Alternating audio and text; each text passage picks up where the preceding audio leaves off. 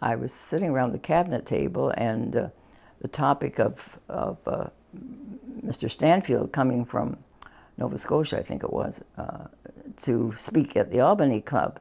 And first one member would say, "Did you get your invitation?" Then I'd hear another one say, "Did you get your invitation?" And I hadn't got an invitation.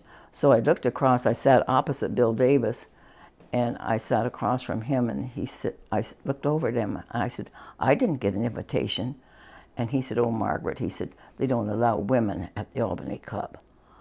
Well, I hardly ever really get indignant, but I was highly indignant.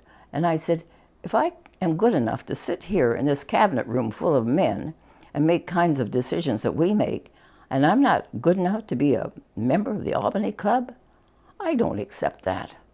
And Bill Davis looked at me and he smiled and he said, "Margaret, I don't either. We're going to do something about it." And he did. You know, image probably shouldn't matter that much in politics, but it does. We have ideas of what a leader looks like and sounds like and acts like. And we didn't have a lot of women in those roles for people to change their images of what was possible. But I think what was more concerning is that there were, and probably still are, real stereotypes about what women can do and what women should be doing. There was certainly a stereotype about women not being tough enough to manage, particularly in difficult economic times. And that was a difficult one to overcome. I did not overcome that image. I think as more women have taken on leadership roles in a variety of areas, not just in politics, we start to challenge the stereotypes. But in all honesty, I think that there is a lot of that stereotype that's still there. There are still people who just don't see women in those key leadership roles. So we still have a lot of work to do.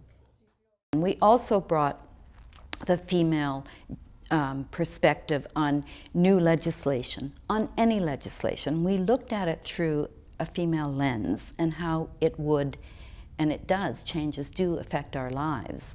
And therefore, I think there was more emphasis on these social issues. It's again not, we had some very good men who cared about these things, but women did take the time to push these issues like childcare, like choice, like health care, women's health care. All those kinds of things were pushed, I believe, further up in the agenda and taken more seriously, and the looking at it from a woman's point of view and the impact it will have on women really made a difference.